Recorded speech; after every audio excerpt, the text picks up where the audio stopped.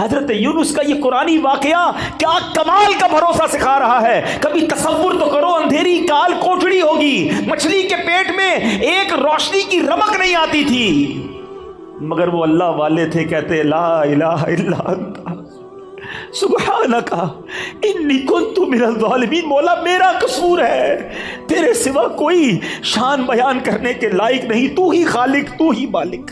ادھر تھوڑی سی آزمائش ہو, بندہ اللہ کی بارگاہ میں شکوے کرتا, یا اللہ تو نے ایسا کیا, اللہ نے پیچھے کر دیا.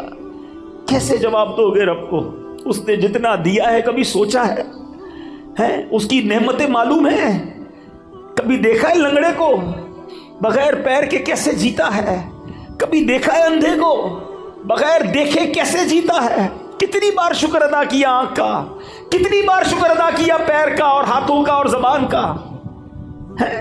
کبھی دیکھا ہے ڈائلیسس کے مریض کو جس کے گردے فیل ہو جائے, پانی نہیں پی سکتا, ڈاکٹر کہتے پورے دن میں 1 گلاس پانی پینا, اس سے زیادہ نہیں, تمہارے لیے مشکل ہو جائے گی. ترستا ہے پانی پینے کو, ہر تیسرے دن جا کے ڈائلیسس کراتا ہے.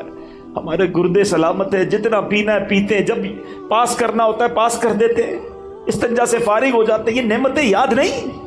اور اب آتے ہیں اس بڑے ہی عجیب و غریب واقعے کی طرف, اور یہ واقعہ ہے حضرت یونس علیہ السلام کا. شہر تھا نینوا, جس کی ہدایت کے لیے آپ کو بھیجا گیا. آپ نے اپنی قوم کو اللہ کی طرف بلایا. وہ لوگ شرک کرتے تھے, وہ اللہ پر ایمان نہیں لاتے, بت پرستی کرتے تھے. آپ نے بہت ان کو سمجھایا, اللہ کی طرف بلایا. وہ قوم ہدایت نہیں پاتی تھی, ایمان لانے سے انکار کر دیا, الٹا آپ کے سامنے سرکشی کرتے تھے. تو آخرکار آپ نے کہا کہ اے لوگو, اب اگر تم ایمان نہیں لا رہے تو سنو, میں تمہیں عذاب کے بارے میں بتا رہا ہوں. اب تم پر عذاب آئے گا, اور میں کوئی بات جھوٹی نہیں کرتا. اب قوم کے لوگوں نے مشورہ کیا کہ یہ بات تو کبھی جھوٹی کرتے نہیں ہیں, اب ان پر نظر رکھو. اگر تو یہ راتوں رات ہمارے شہر سے چلے جائیں نا تو سمجھ لو عذاب آنے والا ہے. کیونکہ اگر یہ اللہ کے نبی ہیں تو جس شہر میں اللہ کے نبی ہوتے ہیں وہاں عذاب نہیں آتا. وہ قوم بت پرست بھی تھی مگر یہ بات بھی مانتی تھی. آپ پر فوکس کیا, آپ پر نظر رکھی, اور دیکھا کہ رات آپ شہر سے باہر تشریف لے گئے. صبح ہوئی تو عذاب کی بدلیاں یعنی عجیب و غریب قسم کے بادل آنا شروع ہو گئے. قوم سمجھ گئی کہ اب عذاب آنے والا ہے. حضرت یونس کو ڈھونڈو. انہوں نے تلاش کیا, حضرت یونس پورے شہر میں نہیں ملے. اب قوم نے سمجھ لیا کہ عذاب آنے والا ہے. اب اس قوم نے کیا کیا کہ وہ ڈر گئے, کانپ گئے, اپنے بچوں کو لیا, عورتوں کو لیا, مویشیوں کو لیا, اور پھٹے پرانے کپڑے پہنے اور جنگل میں نکل گئے, اور رو رو کر اللہ کی بارگاہ میں توبہ کرنے لگے. حضرت یونس علیہ السلام پر اقرار اور ایمان لانے کی نیتیں کرنے لگے. شوہر بیوی سے الگ ہو گیا, مائیں بچوں سے الگ ہو گئیں, سب کے سب استغفار شروع کر دیا, گر گڑا کر رونے لگے. عذاب کے بادل آ چکے تھے مگر یہ روتے رہے, گر گڑاتے رہے. جو مظالم آپس میں انہوں نے کیے تھے, ایک دوسرے سے معافیا مانگنے لگے. کسی کی حق تلفی کی تھی, اس کا حق واپس لوٹا دیا.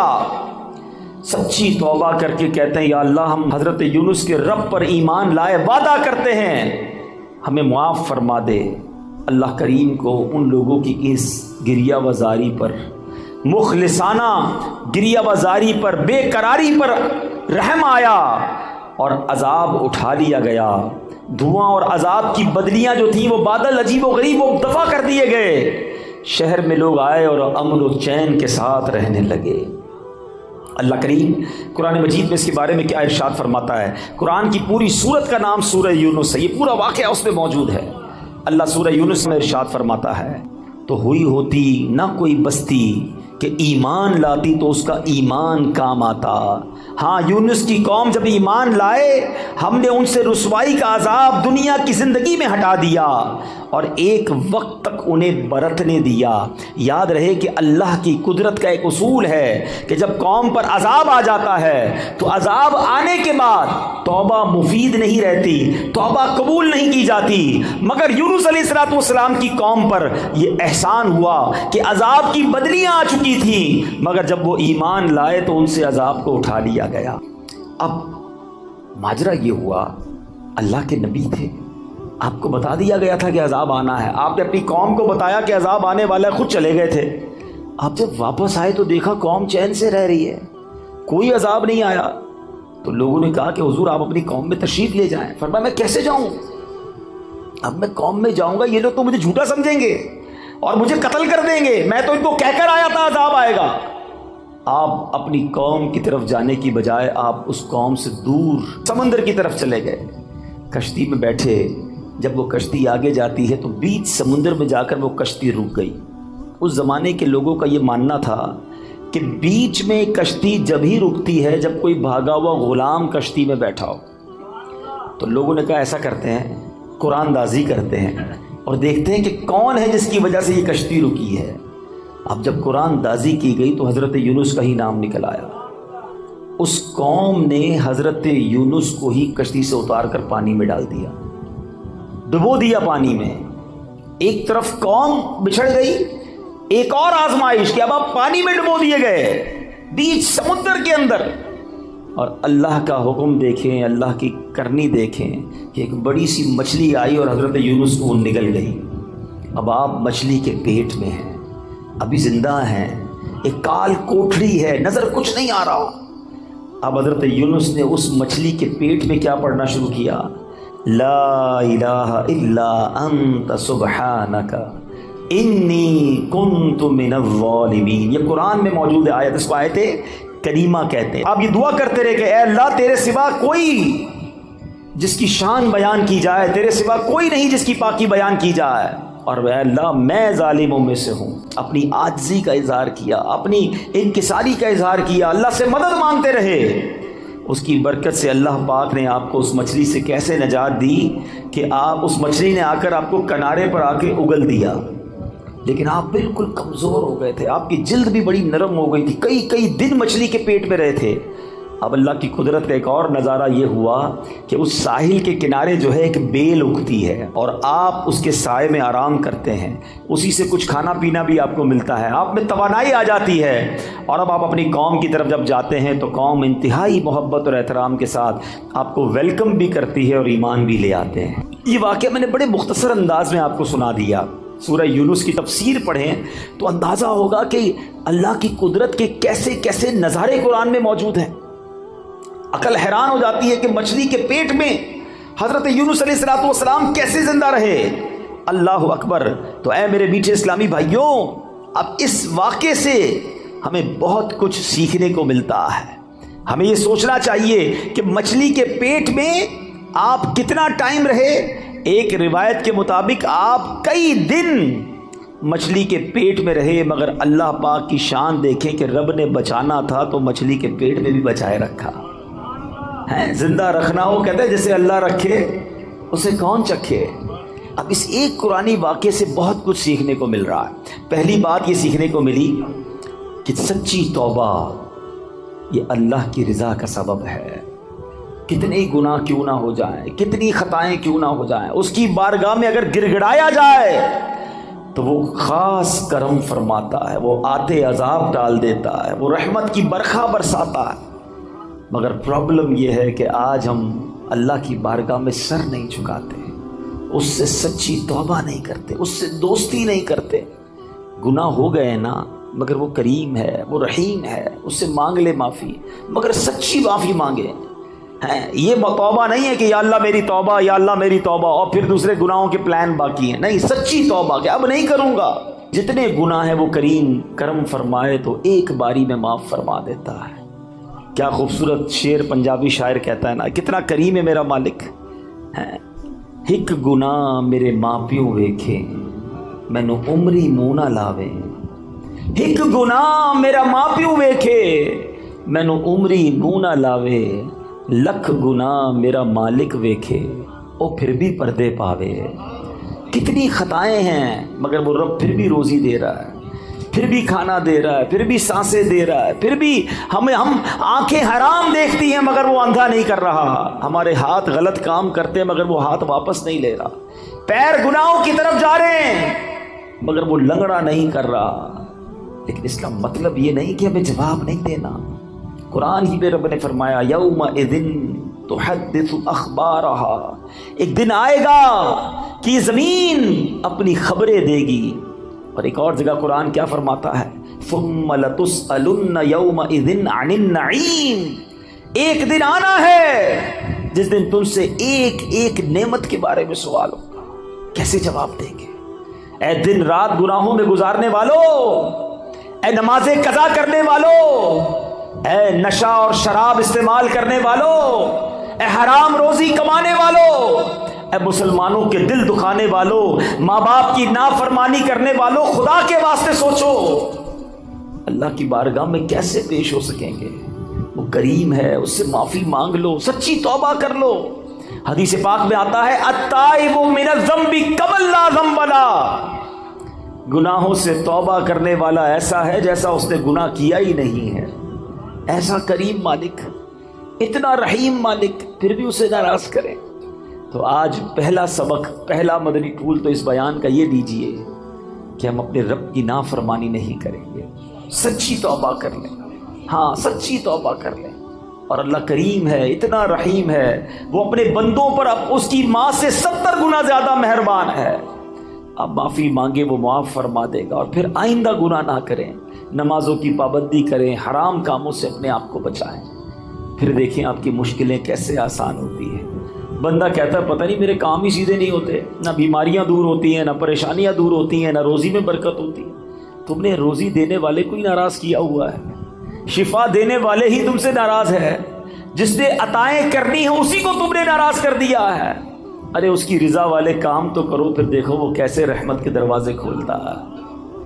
اب آتے ہیں اس واقعے کے دوسرے پہلو کی طرف کہ اللہ والے آزمائے جاتے ہیں، اللہ کے نیک بندوں پر امتحان آتا ہے، مگر وہ اللہ پر بھروسہ رکھتے ہیں۔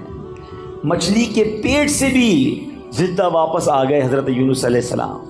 تو اگر آپ بھی کسی مشکل میں ہیں نا، پریشانی میں ہے، تو ہمت نہ ہاریں، اللہ پر بھروسہ رکھیں۔ پرابلم یہ کہ ہمارا رب پر بھروسہ ہی ختم ہو گیا، سب پر بھروسہ ہے، رب پر بھروسہ نہیں ہے۔ باقی دنیا والوں کی بات مانتے ہیں، یار فلاں منسٹر تو فلاں پیسے والا، فلاں عہدے دار رابطے میں ہوگا تو مسئلہ حل ہو جائے گا۔ نہیں میرے بیٹے اسلامی بھائیوں، جس کے ساتھ رب کی رحمت ہوگی اس کے سارے مسئلے حل ہو جانے ہیں۔ ان اللہ مع الصابرین، اللہ قرآن میں فرماتا ہے اللہ صبر والوں کے ساتھ ہے۔ تو صبر کر لو، اللہ کی رحمت ساتھ ہو جانی ہے نا، تو اللہ پر بھروسہ کریں۔ پرابلم یہ ہے کہ آج اللہ پر بھروسہ نہیں رہا۔ بعض اوقات تو ایسے جملے لوگ کہہ دیتے ہیں کہ وہ کفریہ کلمات کی طرف چلے جاتے ہیں۔ یقین جانیں اللہ کریم ہے، وہ رحیم ہے، وہ واقعی ہمارے لیے بہترین فیصلہ کرنے والا ہے، لیکن ہم بعض اوقات اس معاملے میں غلطی کر جاتے ہیں۔ ایسا نہ کریں۔ بزرگان دین اپنے بچوں کو توکل کا درس کیسے دیتے تھے؟ ایک بزرگ کے بارے میں آتا ہے، ان کا نام ہے احمد بن حرب رحمۃ اللہ تعالی علیہ۔ آپ نے ایک بار اپنے بچے کو یہ ٹریننگ دی کہ بیٹا جب بھی کھانا کھانا ہونا تو یہ گھر میں بڑی سی محراب ہے، ادھر جا کر دعا کرنا کہ یا اللہ مجھے کھانا دے دے، تو میں روز یہاں سے کھانا مل جائے گا۔ اور اپنی زوجہ سے کہا کہ ایسا کرو کہ روزانہ بچہ جب دعا کرے تو محراب میں پیچھے سے کھانا رکھ دینا، تاکہ بچے کی بچپن سے ٹریننگ ہو کہ اللہ سے مانگنا ہے، اللہ پر بھروسہ رکھنا ہے، روزی دینے والے جو ہے وہ رب ہے۔ ایسے ہی ہونے لگا، تو بچہ دعا کرتا، ان کی زوجہ کھانا رکھ دیتی، وہ بچہ کھانا کھا لیتا۔ ایک دن کیا ہوا کہ ان کی زوجہ کہیں کام میں مصروف ہو گئی اور لیٹ ہو گئی، کھانے کا وقت ہو گیا، دوڑتی بھی گئی تو دیکھا بچہ اس محراب کے پاس بیٹھا اور کھانا کھا رہا ہے۔ کہ بیٹے کھانا کہاں سے آیا ہے؟ کہ جہاں سے روز آتا ہے، اللہ روز دیتا ہے، آج بھی اللہ نے دیا ہے۔ اب وہ واپس آئیں اپنے شوہر کے پاس کہ حضور یہ تو کمال ہو گیا، میں نے تو کھانا نہیں رکھا۔ حضرت احمد بن حرب رحمۃ اللہ تعالیٰ فرماتے مجھے اسی دن کا انتظار تھا، اب تمہیں کھانا نہیں دینا، اب اللہ کی رحمت سے اسے خود ہی ملتا چلا جائے گا۔ یہ وہ لیول آف توکل ہے جو ہمارے بزرگوں میں ہوا کرتا تھا۔ حضرت ابراہیم علیہ السلام کو جب آگ میں ڈالا جا رہا تھا، یہ بھی قرآنی واقعہ، قرآن پڑھے تو پتہ چلے نا، حضرت ابراہیم کو جب آگ میں ڈالا جا رہا تھا، حالانکہ معلوم ہے کہ اتنی بڑی آگ ہے جو کبھی جلائی نہیں گئی ہے، آسمان تک شعلے ہیں۔ جبریل امین آتے ہیں، کہتے حضور آپ حکم کریں، ابھی میں بارش کا فرشتے کو کہتا ہوں پانی برسائے گا، آگ بجھ جانی ہے۔ فرمایا نہیں، میرا رب دیکھ رہا ہے، اگر وہ چاہے گا تو بچا لے گا، اور اس کی اگر رضا اس میں ہے کہ میں آگ میں چلا جاؤں تو میں راضی ہوں۔ ہاں وہ پنجابی شاعر کہتے ہیں نا، جے سونا میرے دکھ وچ راضی، میں سکھلوں چلے پاواں، یہ لیول آف توکل تھا نا۔ اچھا پھر جب آپ کو آگ میں پھینک دیا گیا تو پھر جبریل امین آئے، کہا ٹھیک ہے آپ ہم سے مدد نہیں مانگ رہے، اللہ سے تو مانگ لیں، اللہ کو تو پکار لیں۔ فرمایا مالک دیکھ رہا ہے، اگر اس کی رضا ہوئی تو اس نے بچا لینا ہے۔ اور ایسا ہی ہوا کہ جب حکم الہی ہوتا ہے تو وہ آگ جس میں آپ ایک روایت کے مطابق 40 دن رہتے ہیں، آپ کا بال بھی بیکا نہیں ہوتا ہے۔ شاعر مشرق ایسے ہی تو نہیں کہتے نا، آج بھی ہو ابراہیم سا ایمان پیدا۔ اصل مسئلہ یہ ہے ہمارا وہ ایمان کا لیول بہت ڈاؤن ہو گیا، اللہ پر وہ بھروسہ ہی نہیں رہا۔ اگر آج بھی ہو ابراہیم سا ایمان پیدا، آگ کر سکتی ہے انداز گلستان پیدا۔ آج بھی آگ باغ بن جائے گی، لیکن وہ لیول آف یقین، اللہ پر بھروسہ ہی نہیں ہے۔ ہم دعا بھی کرتے تو یہ سوچ کر پتہ نہیں پوری ہوگی کہ نہیں ہوگی، پھر کدھر سے پوری ہوگی۔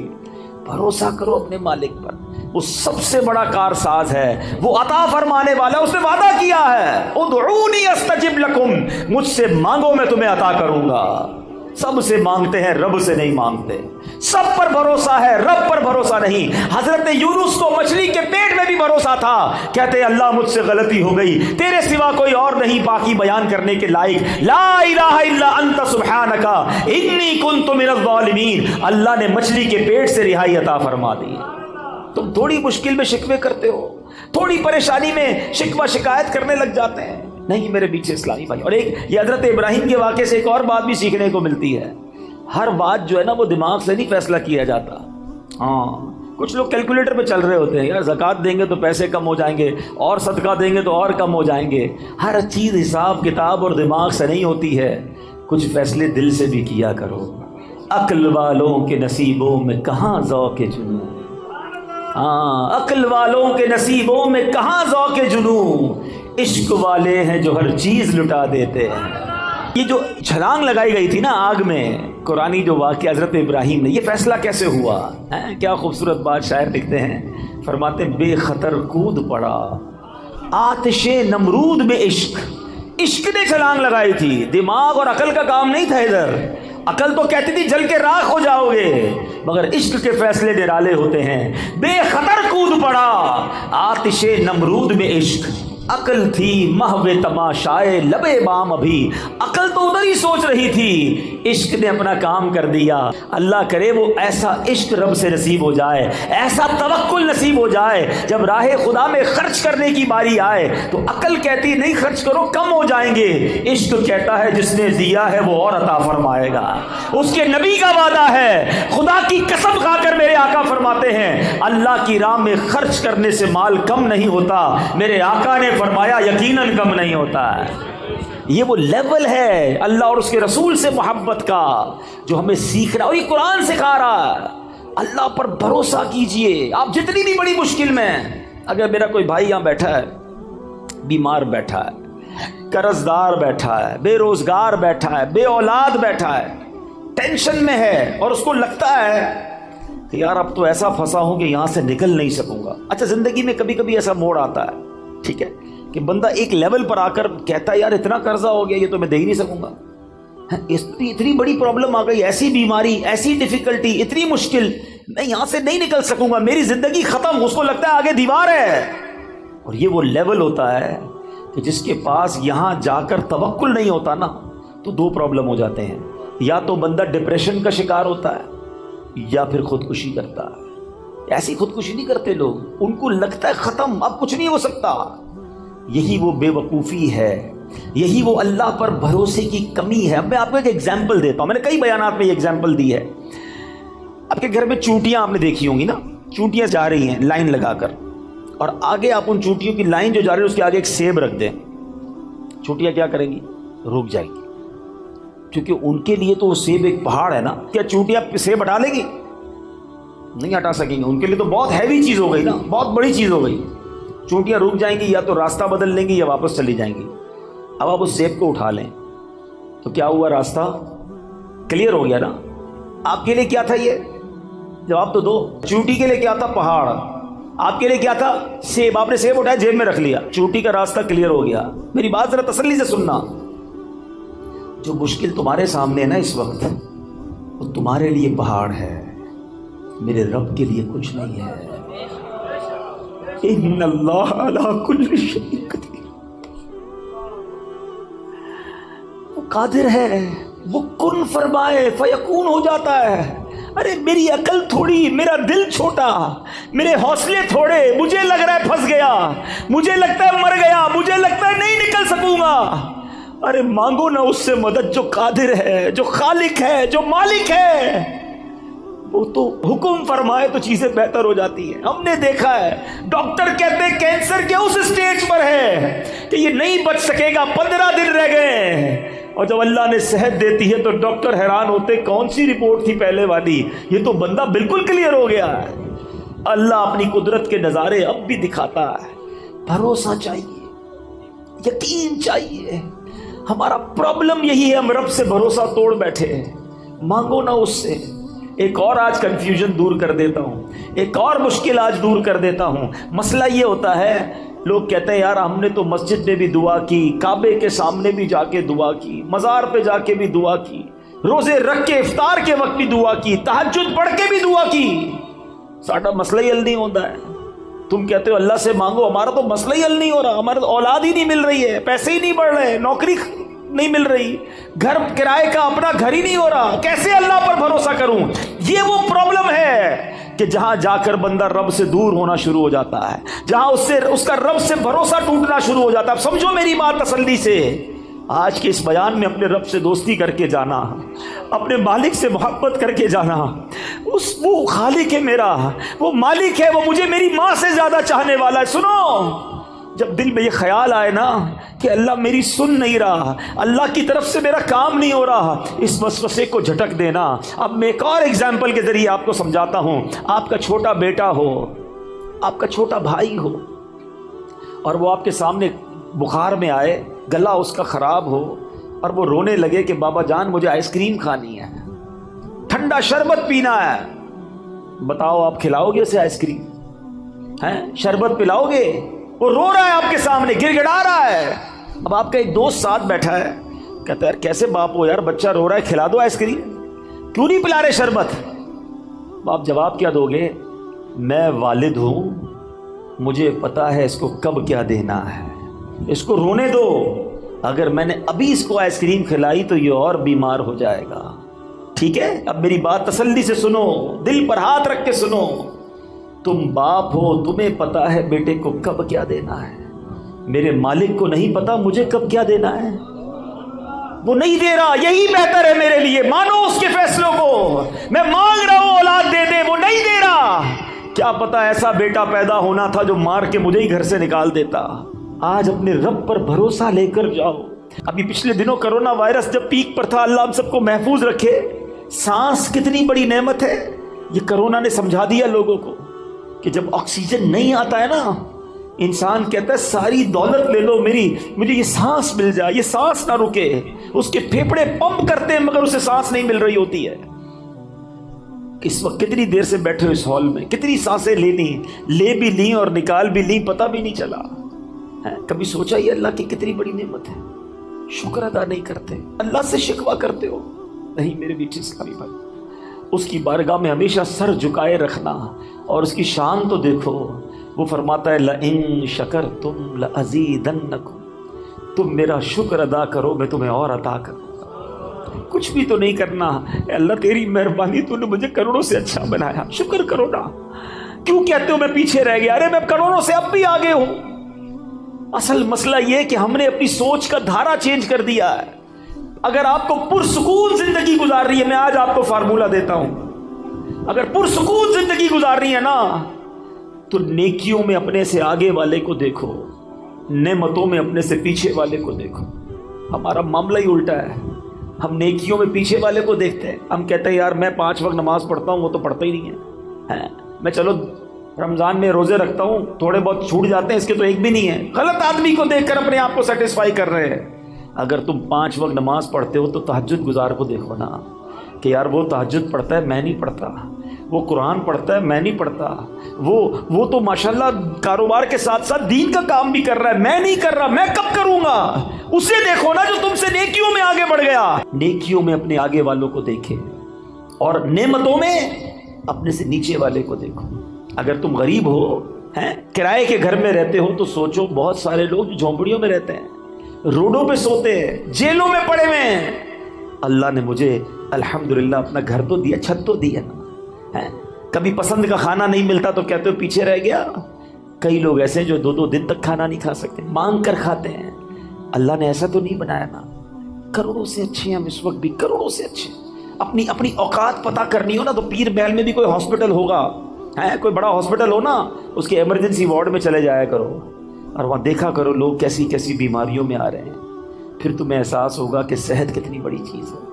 ہر حال میں اللہ کا شکر ادا کریں. یہ قرآنی وعدہ یاد کر لو. میں دوبارہ کہتا ہوں, قرآن پڑھیں, خدا کی قسم وہ خزانہ ہے قرآن. پڑھیں تو سیکھنے کو ملے گا نا. قرآن کہتا ہے لَإِن شَكَرْتُمْ لَأَزِيدَنَّكُمْ, تم میرا شکر ادا کرو میں تمہیں اور عطا کروں گا. آج سے شکر سیکھ کر جاؤ, اللہ سے محبت سیکھ کر جاؤ, رب پر بھروسہ سیکھ کر جاؤ. جب کوئی کام ہو جائے نا تب بھی اللہ کا شکر ادا کیا کرو, اور جب کام نہ ہونا پھر بھی اللہ کا شکر ادا کیا کرو. یا اللہ تیری مہربانی, نہیں ہوا یہی میرے لیے بہتر تھا. آپ پرسکون ہو جائیں گے جب آپ کو یہ یقین ہو جائے گا نا کہ جو نہیں ہوا وہ بھی رب کی طرف سے اور میرے لیے بہتر ہے, تو انشاءاللہ پھر ٹینشن والی زندگی نہیں رہے گی. بظاہر تو یہ بڑی مختصر حدیث ہے, لیکن اس کے پیچھے جو انعام ہے, جو ریوارڈ ہے, اگر اس پر توجہ دیں تو سمجھ آئے گا کہ یہ کتنا بڑا انعام ہے. مجھے بتائیے نا, محشر کا دن یہ کتنا مشکل دن ہوگا.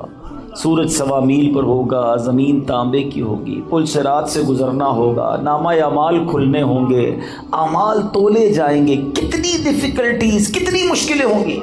مگر وہ کون ہوگا جو اس دن ان تمام مشکلوں میں بھی ہماری مدد فرمائیں گے؟ وہ کوئی اور نہیں ہے. بریلی کے تاجدار لکھتے ہیں نا کہ سنتے ہیں کہ محشر میں صرف ان کی رسائی ہے, اور کوئی نہیں ہے ان کے سوا. سنتے ہیں کہ محشر میں صرف ان کی رسائی ہے, گر ان کی رسائی ہے لو جب تو بنائی ہے. اب ذرا غور کریں, جو لوگ حج پہ گئے ہیں وہ میری بات ذرا جلدی سمجھ جائیں گے. عرفات کے میدان میں کتنی پبلک ہوتی ہے؟ 25-30 لاکھ, 40 لاکھ. لیکن جو حج پر جاتے ہیں انہیں لگتا ہے کہ 25-30 لاکھ کہتے کس کو ہیں, اور تواڈی پنجابی میں کہتے ہیں لگ پتا جاتا ہے کہ عوام کہندے کس کو ہیں. اتنی پبلک, جدھر دیکھو سر ہی سر. ادھر جو ایک بار بندہ کھو جائے دوبارہ نہیں مل سکتا. 25-30-40 لاکھ لوگوں کا یہ عالم ہے, تو محشر میں کتنے لوگ ہوں گے؟ 8 ارب کے قریب تو اس وقت دنیا میں بندے ہیں, ٹھیک ہے. 7 ارب 90 کروڑ کے قریب تو دنیا کی آبادی پہنچ گئی ہے. تھوڑے دنوں میں یہ 8 ارب ہو جانی ہے. 8 ارب ابھی ہیں.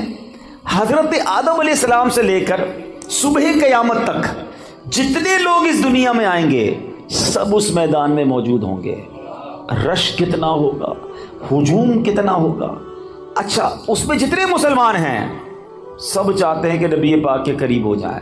ابھی اس ہال میں 1000-1500 شاید لوگ ہوں گے. کافی لوگ چاہ رہے ہیں آگے آنا, سب شاید مجھ سے مل بھی نہ پائیں. ایک بندے سے 1000 آدمی ملنے کی کوشش کرے تو مشکل ہو جاتی ہے. اربوں خربوں لوگ اگر نبی پاک کے قریب ہونا چاہیں تو کیسے ہو سکیں گے؟ اس کا مطلب قریب وہی ہو سکے گا جس کو آقا بلائیں گے. اب کس کو بلایا ہے سوچ لو. آقا فرماتے تم میں سے میرے قریب وہ ہوگا جس نے دنیا میں زیادہ درود پڑھے ہوں گے.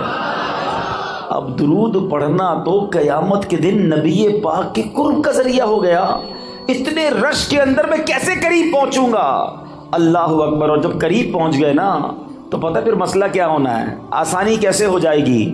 بہت پیاس لگے گی سنا ہے محشر کے دن, مگر اعلیٰ حضرت کہتے ہیں ٹھنڈا ٹھنڈا میٹھا میٹھا پیتے ہم ہیں پلاتے یہ, اپنی بنی ہم آپ بگاڑیں کون بنائے بناتے یہ ہیں. ارے جب باپ بھی نہیں پوچھے گا, وہ باپ جو آج بچوں کے لیے ڈبل ڈیوٹی کرتا ہے, مگر قیامت کے دن ایسے نفسا نفسی کا عالم ہوگا کہ نہ باپ پوچھے گا نہ ماں کام آئے گی. سنو میرے آقا اس دن کیا کریں گے, ماں جب اکلوتے کو چھوڑے آ کہہ کے بلاتے یہ ہیں، باپ جہاں بیٹے سے بھاگے لطف یعنی کرم وہاں فرماتے یہ ہیں۔ اللہ اکبر، اس سے سیکھنے کو یہ مل رہا ہے کہ اگر محشر کے دن کی سختیوں سے بچنا ہے، ڈیفیکلٹیز سے بچنا ہے، تو آقا کے قریب جانا ہے، اور آقا کے قریب جانا ہے تو درود پاک کثرت سے پڑھنا ہے۔ تو آج سارے اسلامی بھائی نیت کریں، اتنا سارا ٹائم ہم موبائل فون کے ساتھ گزارتے ہیں، گھنٹوں گزر جاتے ہیں سوشل میڈیا پر فالتو میں، لیکن درود نہیں پڑھتے، ذکر نہیں کرتے، تلاوت نہیں کرتے۔